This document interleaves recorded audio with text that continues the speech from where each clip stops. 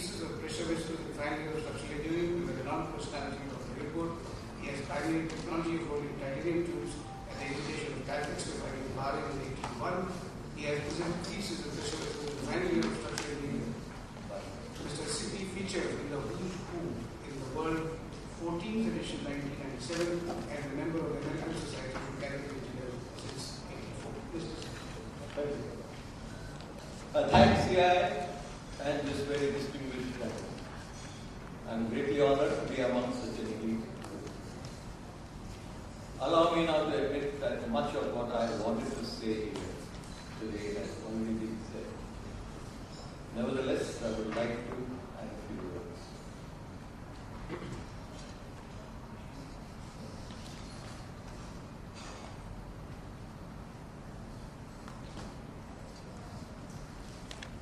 I am not here to market my company. I believe that actions will reflect. I am not here also to talk about my grievances, because that will take away a whole lot of time.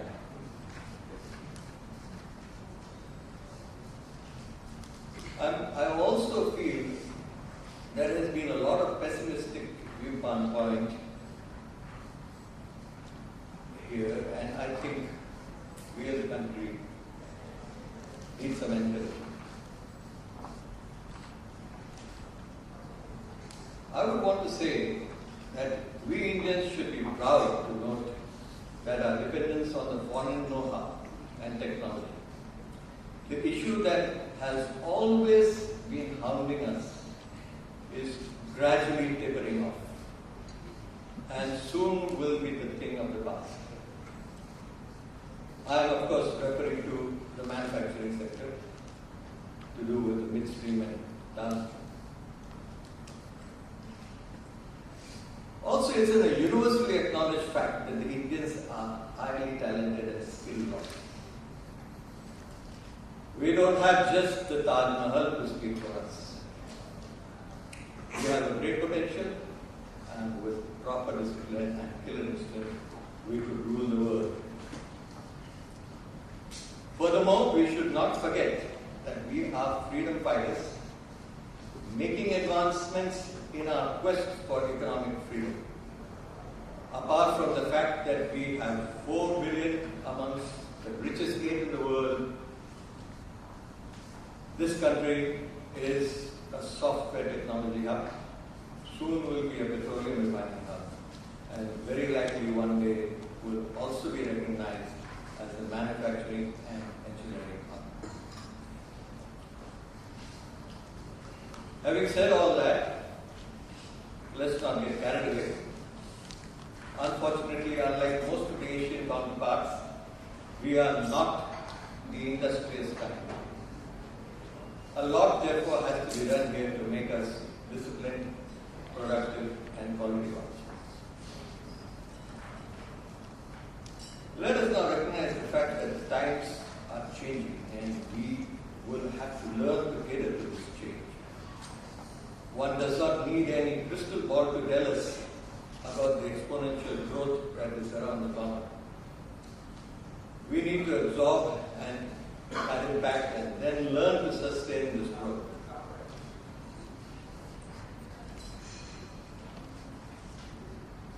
As manufacturers of the capital goods for the petroleum sector, we need to cater to the new surge in demand for these equipment. Our primary aim would be to add capacities and increase automation. Thereafter, and more importantly, we need to build an appropriate organization with a productive and cost-effective workforce. We all know that this essentially is the most challenging task in this changing scenario. India no longer is a low-cost country for manpower and operations. In addition, we have the most stringent labor laws to worry about. There is already a 7% inflation and is on the rise. one doesn't know what this is going to do in the cost scenario. Hence, the answer lies in imparting specific training to the low-cost, raw but talented manpower that is available in abundance, thereby creating a surplus of highly skilled workforce. This involves establishing a highly efficient in-house training system. This army of highly skilled and well-trained would emerge as a global powerhouse by leveraging on its demographic profile consisting mainly of young generation.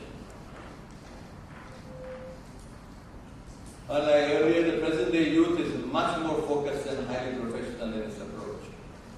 Our job is to show them the bigger picture and add some value that they might want. Finally, this is the right time to invest considerable time and money in R&D. There is more than adequate scientific knowledge created by the developed countries, and that is freely available and can be used to our advantage. We can conduct experiments, make prototypes, generate in-house designs to reduce dependence on the imported technology. In doing so, the larger companies thereby can go for more and more critical and highly specialized work. The larger companies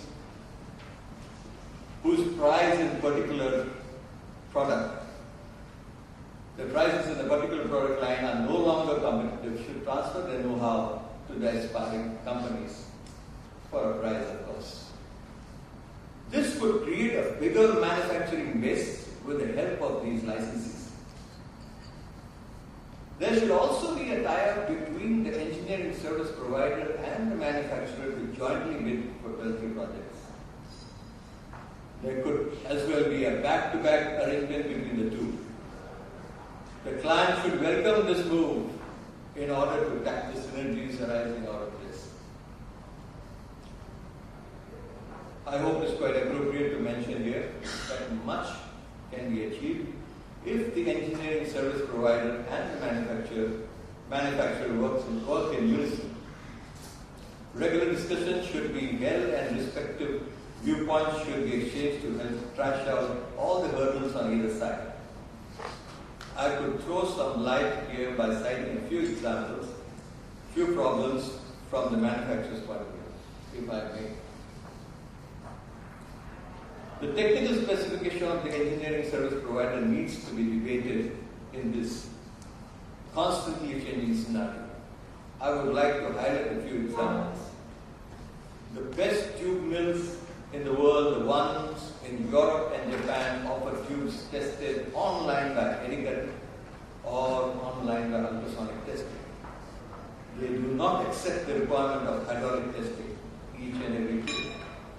They contend that the tight process control during manufacturing and also Hediger or ultrasonic testing is far more efficient than the hydraulic testing. Therefore, we unnecessarily spend time on raising and accepting deviations for each project. We have been doing this for over a decade now. Similarly, the specification requires a certain degree of nickel requirements in the chemical composition of super-duplex stainless steel and 4-1 type stainless steel well deposits that can never be met. These specifications need to be modified.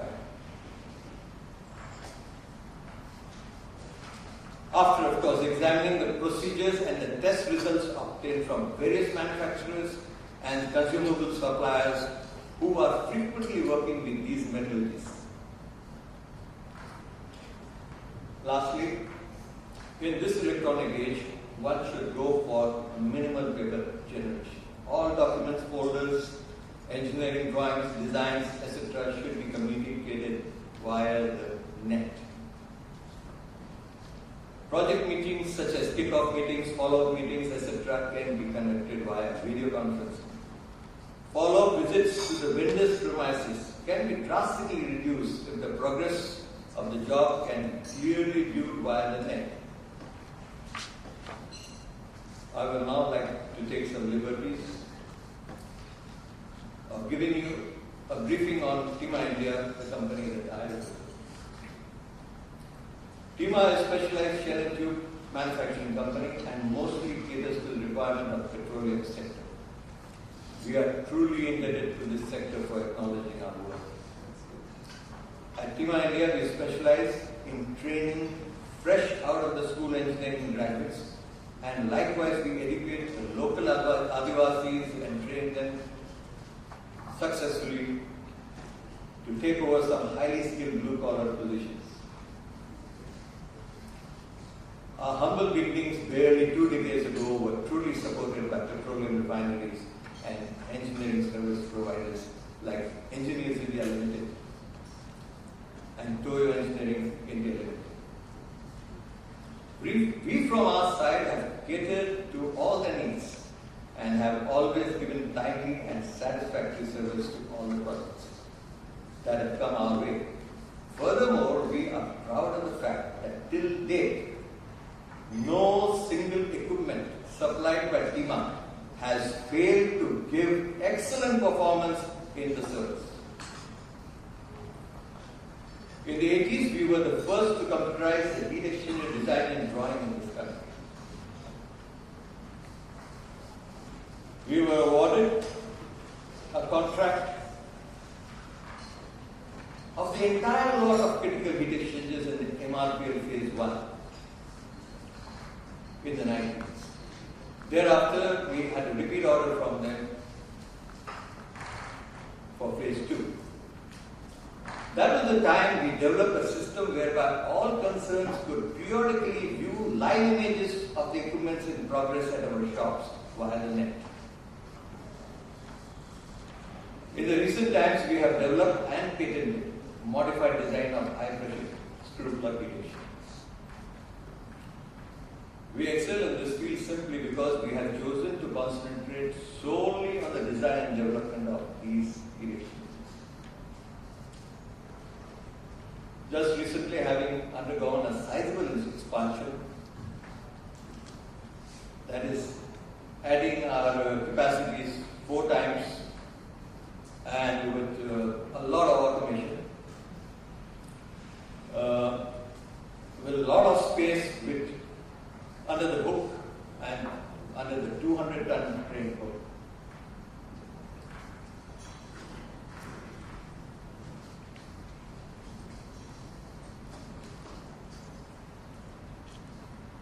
The complete equipment with all the components manufactured in-house, and we cater to the entire range of shell and tube heat exchangers, from small to the very big.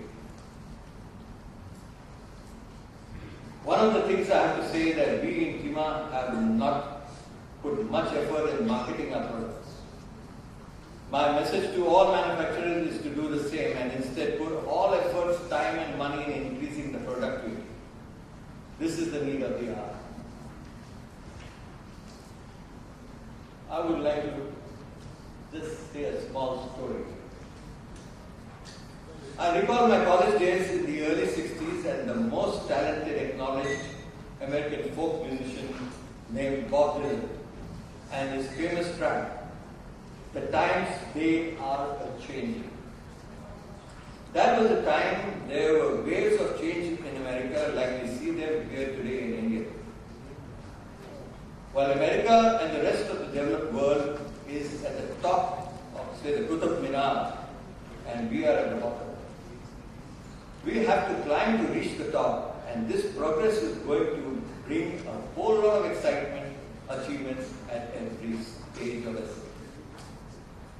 Whereas the developed world that is already at the top has nowhere to go. We are very fortunate at this stage to be a developing country, and we should make the best of it.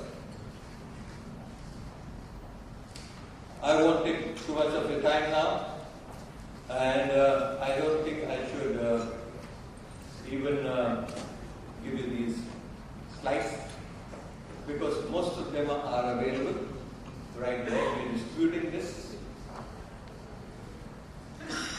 in this form with a CD attached, so it's very convenient for you to get them from our store. I would request you to have many more such forums in future to help put forth our problems and viewpoints. Thank you.